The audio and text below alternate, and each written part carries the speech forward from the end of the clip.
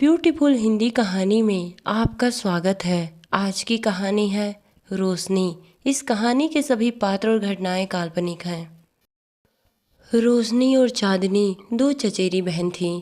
दोनों बहनों का आपस में बहुत प्रेम था। दोनों एक ही साथ स्कूल जाती और एक ही साथ खेलती। दोनों को देखकर लगता नहीं था कि वो चचेरी बहन हैं। समय अपनी गति से चल रहा था।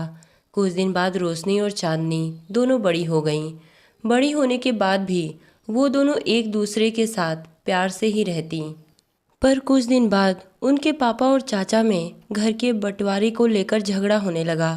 दोनों परिवार की रसोई और घर अलग हो गया। चांदनी के पापा का अच्छा खासा बिजनेस था। वो पैसे वाले थे, इसलिए जिस घर में वो रहते उसी घर में रोशनी का परिवार भी रहता था। पर दोनों परिवार के अलग हो जाने के बाद रोशनी के पापा के हिस्से में पुराना कच्चा मकान आया और चांदनी के पापा के हिस्से में नया घर, जो चांदनी के पापा ने अपनी कमाई से बनवाया था। जब रोशनी के पापा के हिस्से में कच्चा मकान आया तो उन्होंने इस बात का विरोध अपने भाई से किया कि मैं कच्चा मकान लेकर करूँगा क्या। कच्चा मकान तो जर्जर हो गया है और ये कुछ दिन में गिर जाएगा। मुझे भी पक्के मकान में हिस्सा चाहिए। चांदनी के पापा ने रोशनी के पापा के इस बात का कोई महत्व नहीं दिया, इसलिए रोशनी के पापा ने पंचायत बिठाई। पर चांदनी के पापा ने पंचायत में कहा कि तुम्हारा इस मकान में फूटी कौड़ी नहीं लगा। मैंने ही पैसा लगाकर इस मकान को बनवाया है। इस बात पर रोशनी के पापा ने भी अपनी बात रखी कि अगर इस मकान में तुम्हारा पैसा लगा है तो मेरी मेहनत लगी है। पर गरीब की इस दुनिया में कौन सुनने वाला।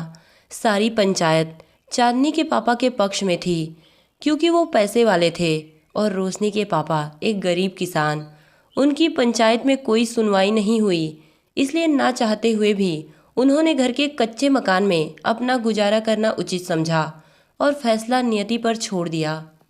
चांदनी और रोशनी, जो दोनों बहनों में आपस में इतना प्यार था, बंटवारा होने के बाद उनमें भी अब पहले जैसा लगाव नहीं रहा। रोशनी चांदनी के साथ प्यार से रहना चाहती, पर चांदनी ने ही अपना किनारा अलग कर लिया। कुछ दिन बाद रोशनी और चांदनी की शादी की बात उनके घर में चलने लगी। दोनों घर में अपनी अपनी बेटी को लेकर जब शादी की बात चलने लगी तो चांदनी की माँ रोशनी की माँ को ताने देते हुए कहती कि तुम अपनी बेटी के लिए बड़े घर के सपने देखना छोड़ दो। सपने देखने के लिए पैसों की ज़रूरत पड़ती है और तुम्हारे पास तो फूटी कौड़ी नहीं है, तो भी अपनी बेटी की शादी कलेक्टर से करने के बारे में सोचती। कलेक्टर अमीरों के घर में आते हैं, तुम जैसे भिखमंगों के घर में नहीं। चांदनी के माँ के इतना कुछ ताना देने के बाद भी रोशनी की माँ चांदनी की माँ का जवाब नहीं देती, क्योंकि उन्हें पता था कि अगर मैं जवाब दूंगी तो अगल बगल के लोग चांदनी की माँ की गलती ना मानते हुए मेरी गलती मानेंगे, क्योंकि मैं एक गरीब हूँ और गरीब की इस दुनिया में कोई नहीं सुनता। कुछ दिन बाद चांदनी और रोशनी दोनों की शादी तय हो गई। चांदनी ने अपनी शादी के लिए 50,000 का लहंगा खरीदा, पर रोशनी के पास तो पैसे नहीं थे, इसलिए उसने अपनी सहेली का लहंगा अपनी शादी के लिए मंगवाया। चांदनी की शादी बड़े धूमधाम से हुई, पर रोशनी की शादी एकदम साधारण तरीके से हुई।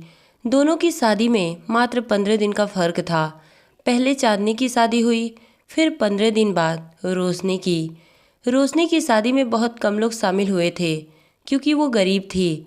उससे और उसके परिवार से सभी पड़ोसी नफरत करते थे। चांदनी के मम्मी पापा अगल बगल के लोगों को मानो पैसों से खरीद लिए थे। सभी लोग सिर्फ चांदनी और चांदनी के घर वालों की चमचागिरी करते। पूरा गांव जानता था कि रोशनी के पापा एक अच्छे इंसान हैं और रोशनी भी एक पढ़ी लिखी समझदार लड़की है। फिर भी अगर कोई बात पड़ती तो गांव वाले चांदनी के पापा के ही पक्ष में रहते। इसी तरह चांदनी और रोशनी की शादी को कुछ दिन बीत गए। चांदनी की शादी एक बहुत बड़े बिजनेसमैन के घर हुई थी और रोशनी की शादी एक साधारण परिवार में हुई थी। रोशनी का पति एक ट्यूशन टीचर था। रोशनी भी बचपन से पढ़ाई में बहुत अच्छी थी, तो उसने अपने ससुराल वालों से अपनी आगे की पढ़ाई पूरी करने की बात की। रोशनी के ससुराल में भले ही पैसा नहीं था, पर उन लोगों की सोच ऊंचे ख्यालों वाली थी। उन लोगों ने रोशनी की पढ़ाई के लिए हाँ कर दिया। सबसे पहले रोशनी ने अपना ग्रेजुएशन कंप्लीट किया और उसके बाद वो यूपीएससी की तैयारी करने लगी। रोशनी को अगर पढ़ाई में कुछ समझ में नहीं आता तो वो अपने पति से पूछ लेती। उसका पति ट्यूशन टीचर तो था ही, तो उसे नॉलेज ज़्यादा थी। कुछ दिन बाद रोशनी ने यूपीएससी का एग्ज़ाम क्लियर कर लिया और वो एक आईएएस अधिकारी बन गई। सबसे पहले रोशनी ने ये खुशखबरी अपने माँ बाप को सुनाई। उसके मायके के अगल बगल वाले ये खबर सुनकर हक्का बक्का रह गए। रोशनी का मायका उत्तर प्रदेश के एक छोटे से गांव में था। आईएएस बनने के कुछ दिन बाद रोशनी अपने मायके गई, जहां पर उसे देखने के लिए लोगों की भीड़ इकट्ठा हो गई। उस भीड़ में उसके चाचा भी आए थे, पर वो अपना चेहरा छुपाए हुए बहुत दूर खड़े थे।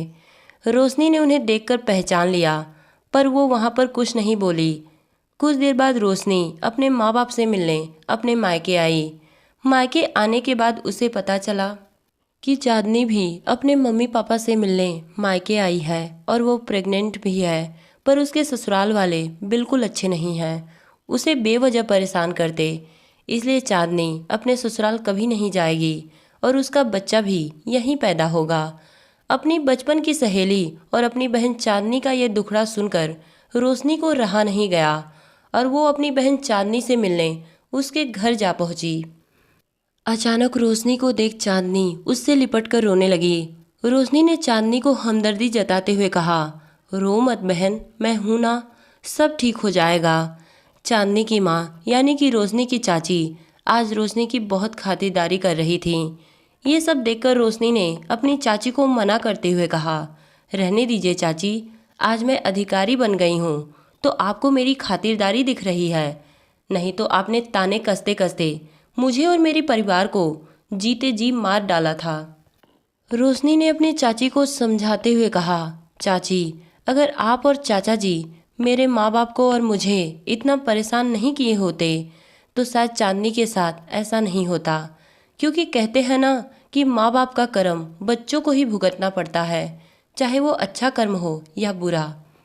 हम किसी को परेशान करते वक्त ये नहीं सोचते कि आज हम दूसरों को परेशान तो कर ले रहे हैं, पर कल को हमारे किए की सज़ा हमारी अगली पीढ़ी को भुगतना पड़ेगा। रोशनी के चाचा चाची रोशनी से माफ़ी मांगते हुए बोले, बेटा, आज तुमने हमें वो सिखा दिया जो आज तक हमारे बड़े बुजुर्ग भी नहीं सिखा पाए। तो दोस्तों, ये कहानी आपको कैसी लगी कमेंट में बताइएगा। धन्यवाद।